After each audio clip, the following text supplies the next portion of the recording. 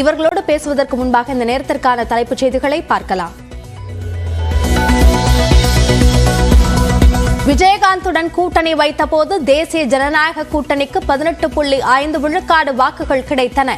விஜயகாந்த் தொடர்பான கட்டுரையில் பிரதமர் நரேந்திர மோடி பெருமிதம்.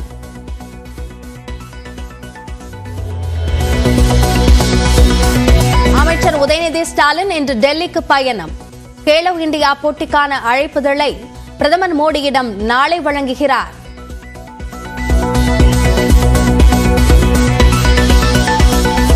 போக்குவரத்து கழக தொழிற்சங்கங்களின் கோரிக்கை குறித்து பொங்கலுக்கு பிறகு பேச்சுவார்த்தை.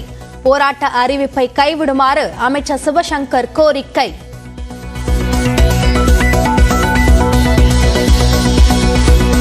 நெல்லை மாவட்டத்தில் வெள்ள நிவாரண நிதி 6000 ரூபாயை பெற இன்றே கடைசி நாள். மாலை 5 மணியுடன் கால அவகாசம் நிறைவடைவதாக மாவட்ட ஆட்சியர் அறிவிப்பு.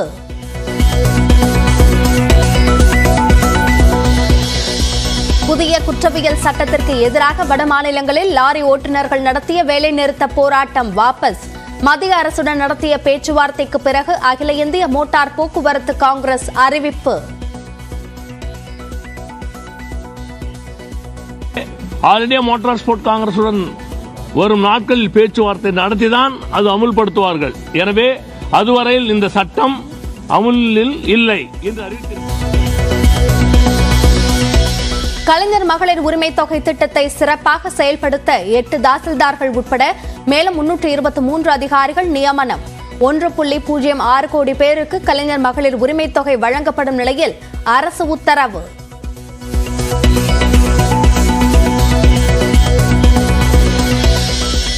சபரிமலையில் ஜனவரி 10ஆம் தேதி முதல் 15ஆம் தேதி வரை உடனடி தரிசன முன்பதிவு ரத்து. மகர விளக்கு பூஜையொட்டி தேவஸ்தானம் போர்டு நடவடிக்கை.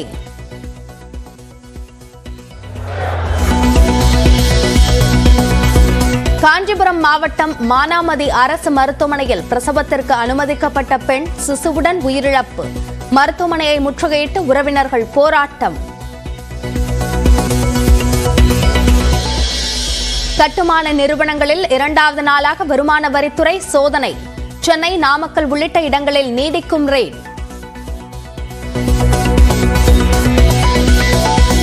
திருநெல்வேலியில் சாலை மற்றும் நடைபாதை ஆக்கிரமிப்புகளை அகற்ற 24 மணி நேர கெடு. மீறினால் அபராதம் விதிக்கப்படும் என மாநகராட்சி எச்சரிக்கை.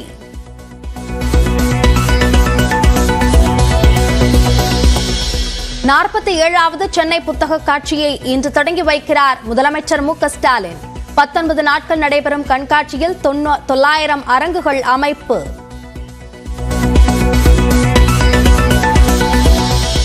உதகை அருகே 8 அடி சுற்றுச்சுவரை தாண்டி குதித்த சிறுத்தை. குடியிருப்பு பகுதிகளில் உலாவரும் சிறுத்தையை பிடிக்க பொதுமக்கள் கோரிக்கை.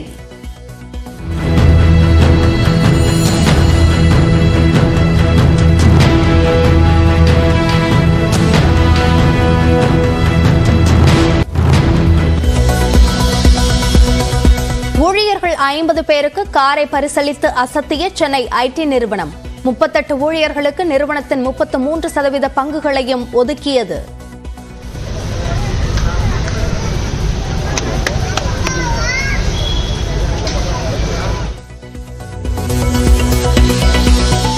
ஹைதராபாத்தில் உள்ள பிரபல வணிக வளாகத்தில் பயங்கர தீ விபத்து. கோடிக்கணக்கான ரூபாய் மதிப்புள்ள பொருட்கள் தீயில் எரிந்து சேதம்.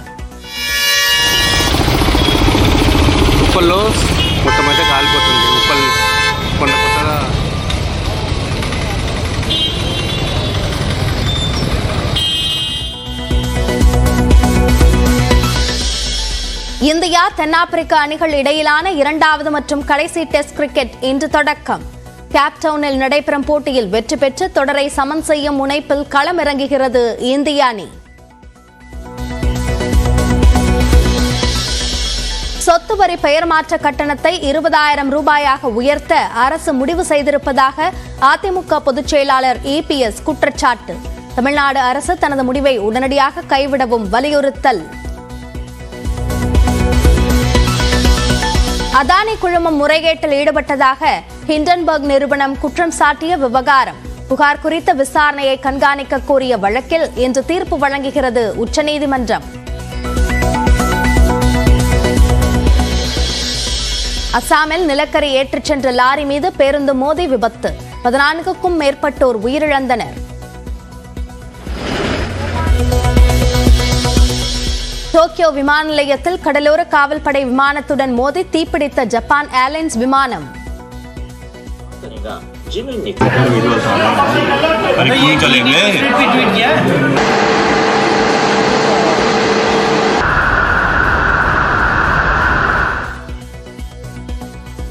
சுமார் 400 பயணிகள் பத்திரமாக மீட்பு. கடலோர காவல்படையின் 5 பேர் உயிரிழப்பு.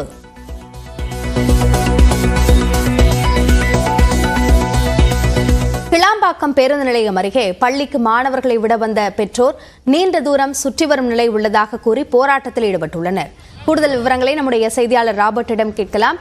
ராபர்ட், அவர்களுடைய கோரிக்கை என்ன சிக்கல் தற்போது ஏற்பட்டிருக்கிறது?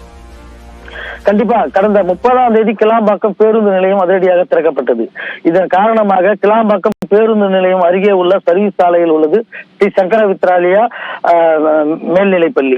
இங்கு சுமார் 500க்கும் மேற்பட்ட மாணவர்கள் படித்து வரும் நிலையில் அந்த மாணவர்கள் கடந்த 30 ஆண்டு காலமாக இந்த சர்வீஸ் சாலையை நம்பிதான் இருக்கிறார்கள். இது சென்னை திருச்சி தேசிய நெடுஞ்சாலையில் உள்ள ஒரு நுழைவாயில் அந்த பள்ளிக்கு உள்ளது. இந்த வழியில் மட்டும்தான் அந்த பள்ளிக்கு செல்ல முடியும். மற்ற பகுதியெல்லாம் குடியிருப்பு இருப்பதால் வேறு எந்த பாதையும் செல்ல முடியாத இந்த சர்வீஸ் சாலையை நம்பி இருந்தனர். தற்போது நேற்று பள்ளிகள் திறக்கப்பட்ட நிலையில் மாணவர்கள் நேற்று பள்ளிக்கு வரும்போது சர்வீஸ் சாலையை பயன்படுத்தக்கூடாது என்று காவல்துறையினர் தடுத்தனர். இதன் காரணமாக நேற்று பெற்றோர்களுக்கும் பள்ளி நிர்வாகத்தினுடைய காவல்துறையினர் பேச்சுவார்த்தை நடத்தினர். அதற்கான ஒழுங்கு நடவடிக்கை மேற்கொள்ளப்படும் என்று நேற்று பேச்சுவார்த்தை நடத்திய நேற்று போராட்டத்தை கைவிட்டனர். இன்று காலை மீண்டும் காவல்துறையினர் அந்த பகுதியில் செல்ல ஒரு வழி பாதையாக மாற்றப்பட்டுள்ளது. இது வழியாக செல்லக்கூடாது என்று தடுத்து நிறுத்தினர். பெற்றோர்கள் மற்றும் அப்பகுதியில் உள்ள கடைக்கார வியாபாரிகள் மற்றும் பொதுமக்கள் இணைந்து அந்த இடத்துல இருந்து சுமார் 10 நிமிடத்துக்கு மேலாக சாலை மறியலில் ஈடுபட்டனர். மீண்டும் அவர்களிடம் பேச்சுவார்த்தை நடத்தி இது போக்குவரத்துக்கு உண்டான ஏற்பாடுகளை உடனடியாக எடுக்கப்படும் என்று கூறிய பின் தற்போது போக்குவரத்து சரி செய்யப்பட்டு போராட்டத்தை கைவிட்டு போக்குவரத்து நடைபெற்று வருகிறது. பெற்றோருடைய கோரிக்கை மற்றும் என்ன பிரச்சனை என்பது சார்ந்த விரிவான விவரங்களுக்கு நன்றி ராபர்ட். திருச்சியில் பல்வேறு திட்டங்களை தொடங்கி வைத்த பிரதமர் நரேந்திர மோடி தமிழ் புலவர் திருவள்ளுவர் தொடங்கி தேமுதிக நிறுவனர் விஜயகாந்த் வரை தமிழுக்கு முக்கியத்துவம் அளிக்கும் வகையில் சிலாகித்து பேசியுள்ளார். அப்படி என்ன பேசினார் என்பதை இந்த சிறப்பு தொகுப்பில் தெரிந்து கொள்ளலாம்.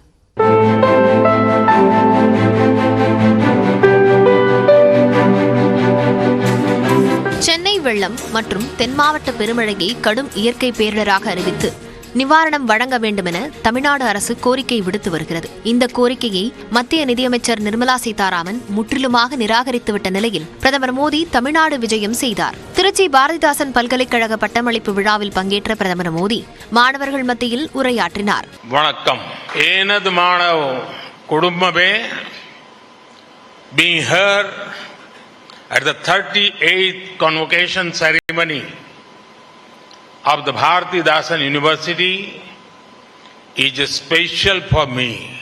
சுதந்திர போராட்ட காலத்தில் காந்தி, அண்ணாமலை செட்டியார் போன்றோர் பல்கலைக்கழகங்களை தொடங்கியதாக கூறிய பிரதமர் தமிழர்கள் பண்டைய காலங்களிலேயே கல்வியில் சிறந்து விளங்கியதை குறிப்பிட்டார். There are references of places like Kanchipuram housing great universities, Gangai Kond Cholpuram and Madurai were also great seeds of learning. பாவேந்தர் பாரதிதாசனின் புதியதோர் உலகம் செய்வோம் கவிதை வரிகளையும் நினைவு கூர்ந்தார். Great poet Bharatidasan said, புதியதோர் உலகம் செய்வோம். This is also your university's motto. தொடர்ந்து திருச்சி விமான நிலைய புதிய முனையத்தை நாட்டுக்கு அர்ப்பணித்த பிரதமர் புத்தாண்டு வாழ்த்துக்களை கூறினார். எனது தமிழ் குடும்பமே அனைவருக்கும் 2024 புத்தாண்டு நல்வாழ்த்துக்கள். தேமுதிக நிறுவனர் விஜயகாந்த் திரைத்துறை மட்டுமின்றி அரசியலிலும் கேப்டனாக திகழ்ந்ததாக குறிப்பிட்டவர் MS சுவாமிநாதனையும் தனது உரையில் குறிப்பிட்டார். We lost Thiru Vijayakanth ji. He was a captain not only in the world of cinema but also in politics. தமிழ்நாட்டை நாட்டின் கலாச்சார பிரதிபலிப்பு என்ற பிரதமர் திருவள்ளுவர் தொடங்கி பாரதி வரையுள்ள இலக்கியவாதிகளை புகழ்ந்தார்.